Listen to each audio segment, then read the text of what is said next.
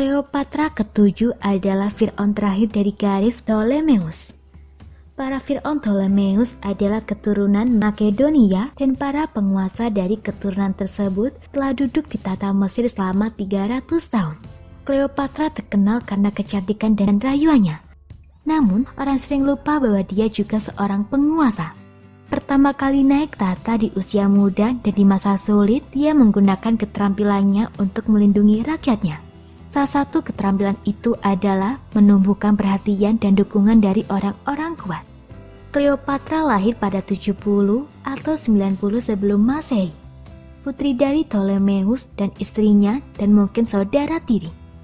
Ketika Cleopatra berusia 18 tahun, ayahnya meninggal dan tahta jatuh ke tangannya. Karena perempuan tidak bisa memerintah sendirian di Mesir, dia pun menikahi adik laki-lakinya yang berusia 10 tahun, namanya Ptolemeus ke-8, untuk menjadi rekan memimpinnya.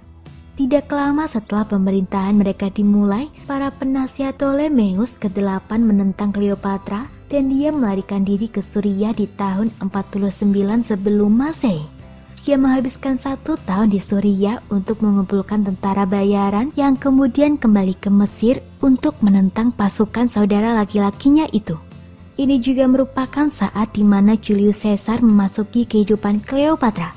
Ketika Caesar di Roma untuk menghadapi Pompei selama perang saudara Romawi besar, Pompei melarikan diri ke Yunani, tetapi di sana dia juga dikalahkan oleh pasukan Caesar dalam pertempuran Pharsalus pada 48 sebelum Masehi.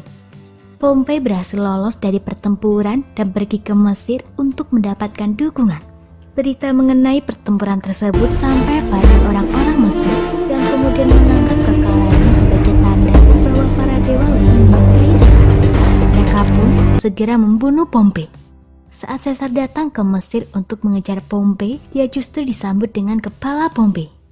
Caesar marah dan akan meluapkan kemarahannya pada Ptolemeus ke-8, salah satu pemimpin Cleopatra.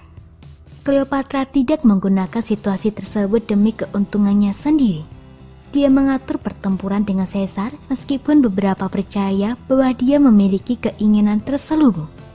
Karena garis keturunan Alexander yang agung atau kualitas pribadinya, Cleopatra dan Caesar menjadi kekasih dalam waktu singkat.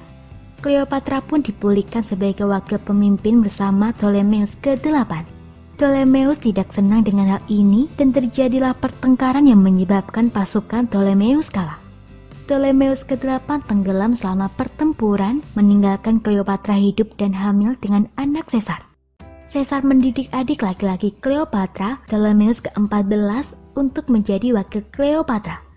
Kemudian Caesar menikahi Cleopatra dengan gaya Mesir, namun pernikahan tersebut tidak diakui Roma. Tidak lama setelah itu Caesar kembali ke Roma. Setelah 1 tahun, Cleopatra dan putranya yang telah dilahirkan, yang dikenal sebagai Kaisarion, meninggalkan Mesir untuk pergi ke Roma. Tidak jelas apakah Caesar dan Cleopatra melanjutkan hubungan mereka ketika berada di Roma. Namun, Caesar tidak pernah menyakal putranya. Dari semua anak-anak Caesar, Caesarion adalah putra tunggalnya.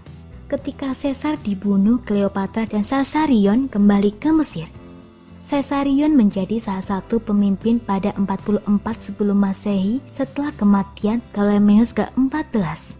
Pemerintah Cleopatra cukup stabil selama 14 tahun berikutnya karena mendapatkan dukungan dari salah satu pemimpin Romawi baru, Mark Antony. Mereka akhirnya menikah dan memiliki 3 anak. Pada 30 sebelum Masehi, Octavian menyerbu Mesir dan Antony beberapa kali kalah melawannya. Cleopatra yang takut kehilangan Caesarion membuat rencana untuk mengirimnya pergi dengan harta yang cukup agar dia dapat hidup nyaman. Ketika Octavian berhasil merebut Alexandria, Antony terbunuh dan beberapa hari kemudian Cleopatra mengakhiri hidupnya sendiri agar tidak dibawa ke Roma sebagai tanda kemenangan Octavian. Beberapa minggu setelah kematian ibunya, Caesarion ditangkap dan dibunuh. Kematian Cleopatra juga menandai berakhirnya kekuasaan Fir'aun. Dapat bermanfaat. Jangan lupa untuk klik subscribe untuk mengetahui video terbaru dari kami.